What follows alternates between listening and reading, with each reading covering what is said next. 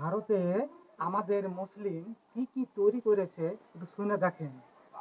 আর ওরা মা বেটায় কি কি গল্প করছে একটু শুনে। আচ্ছা মা, তাজমহল এত সুন্দর, তাজমহল কি আমরাই বানিয়েছি তাই না? না তো, যিনি বানিয়েছিলেন ওনার নাম সম্রাট শাহজাহান, উনি মুসলিম ছিলেন।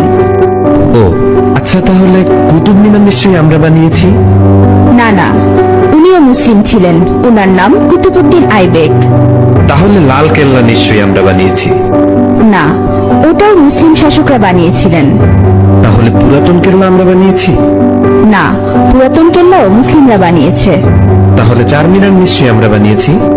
না, চারমিনারও মুসলিম শাসকরা বানিয়েছে।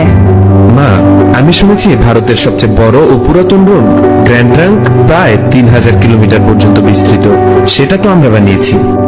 না না, গ্র্যান্ড ট্রাঙ্ক রোড আমরা বানাইনি। গ্র্যান্ড ট্রাঙ্ক রোড এক মুসলিম শাসক বানিয়েছেন, উনার নাম শের শাহ। আচ্ছা, তাহলে হাজারদুয়ারি প্যাসেজ নিশ্চয়ই আমরা বানিয়েছি। না বেটা, এটাও মুসলিম শাসকরা বানিয়েছে। আচ্ছা, তাহলে মুঘল সাম্রাজ্য আমাদের ছিল তাই না? না, মুঘল সাম্রাজ্য মুসলিমদের সাম্রাজ্য ছিল। আচ্ছা, জয় হিন্দ এই শব্দটা কি আমরা প্রথম তৈরি করেছিলাম?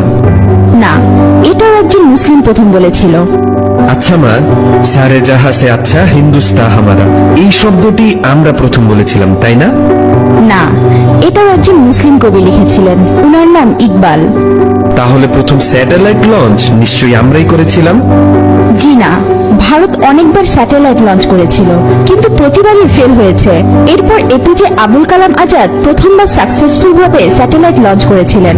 উনি না থাকলে আজ ভারত স্যাটেলাইট লঞ্চ করতে পারত না। তাহলে পারমাণবিক অস্ত্র নিশ্চয়ই আমরা বানিয়েছি। না না, পারমাণবিক অস্ত্র একজন মুসলিম আবিষ্কার করেছে, উনার নাম এপিজে আবুল কালাম আজাদ। তাহলে মুসলিমরা না থাকলে আমাদের কি হতো মা? মুসলিমরা না থাকলে ভারত এক অন্ধকারাচ্ছন্ন দেশ থাকতো।